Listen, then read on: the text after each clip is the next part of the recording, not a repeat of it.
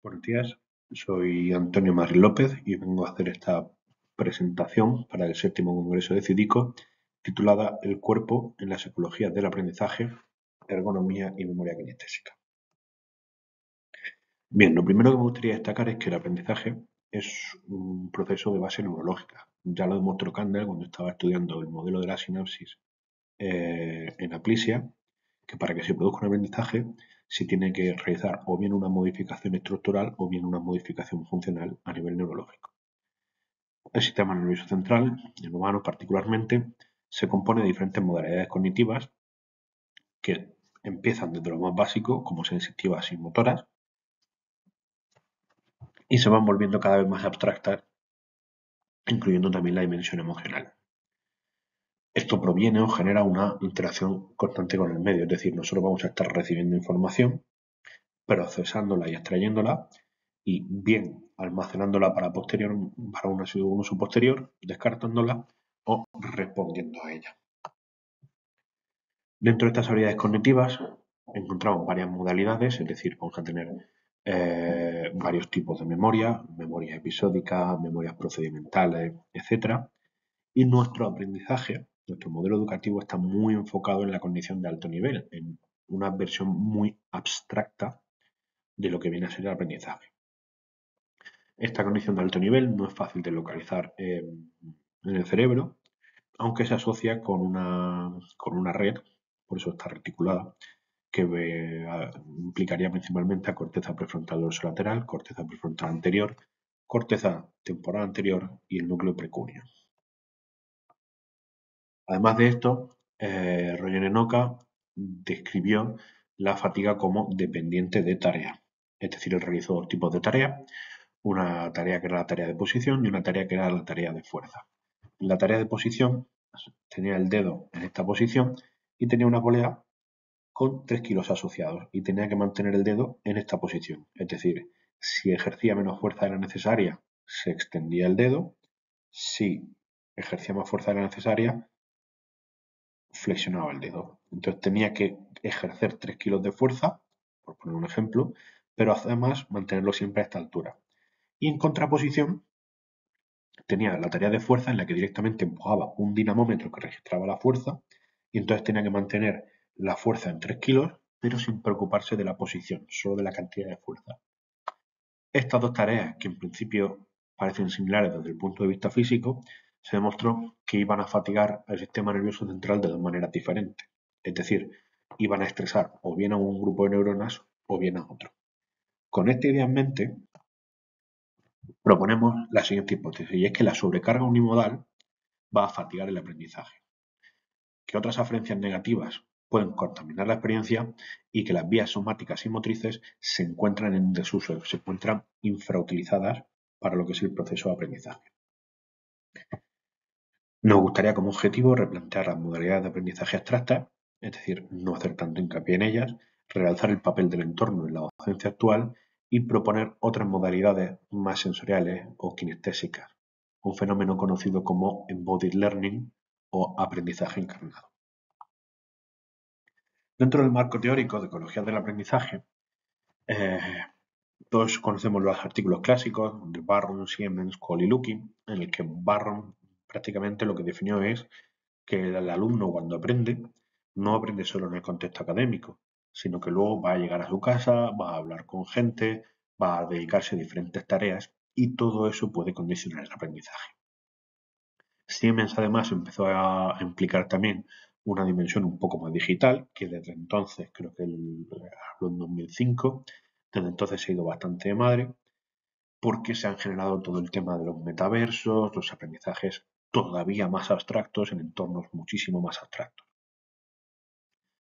Ellos defienden un aprendizaje distribuido, multimodal e híbrido, con esta tendencia a la digitalización que estamos viendo, y lo que tienen en común, o la crítica que yo haría a todos, es que falta integrar la dimensión corporal. Para ello, vamos a destacar el modelo de Skulmowski, que habla de este aprendizaje encarnado, de este embodiment cognition, y que él define básicamente en dos dimensiones. Por un lado, el body engagement, es decir, cuánto estamos implicando el cuerpo en el aprendizaje, y el task integration, es decir, lo relevante que está siendo esa implicación del cuerpo en el aprendizaje que estamos intentando realizar. Pongo un ejemplo. Todos hicimos el típico examen de física en el que para aprendernos la dirección del vector tenemos que hacer este gesto, ¿vale? Y eso ha llevado también a, por ejemplo, entender cómo funciona un destornillador, cómo apretar o cómo aflojar, hacia dónde hay que girar, etc. En el mundo anglosajón, por ejemplo, tienen el lefty tighty, righty loosey, que básicamente hacia la izquierda aprieta y hacia la derecha afloja, y otras mnemotecnias que van a ayudar a esto. Pero este gesto directamente te está diciendo cómo es. Y además yo recuerdo el examen de física que era muy típico en ese momento que todos los alumnos estuvieran haciendo este gesto. Pues en ese momento hay un alto body engagement porque estamos utilizando un gesto del cuerpo para realizar un aprendizaje y además hay una alta task integration porque ese gesto es relevante para la tarea que estamos intentando aprender. Y esto lo que está haciendo es distribuir la carga desde una parte más de memoria a una parte más de memoria kinestésica, es decir, estamos aprendiendo un gesto que nos está sirviendo para integrar conocimiento. Dentro de lo que es mi asignatura, yo enseño anatomía principalmente. A mí, por ejemplo, me gusta enseñar ciertos músculos directamente generando un pequeño gesto, ¿vale? Que hago repetir a mis alumnos varias veces y que les va a decir que este es el extensor cubital del carpo, este es el extensor del meñique y este es el extensor de los dedos. Y lo que hago es señalar cada una de las inserciones de manera que ese gesto se interiorice y mi experiencia personal me dice que es una forma mucho más interesante de verlo.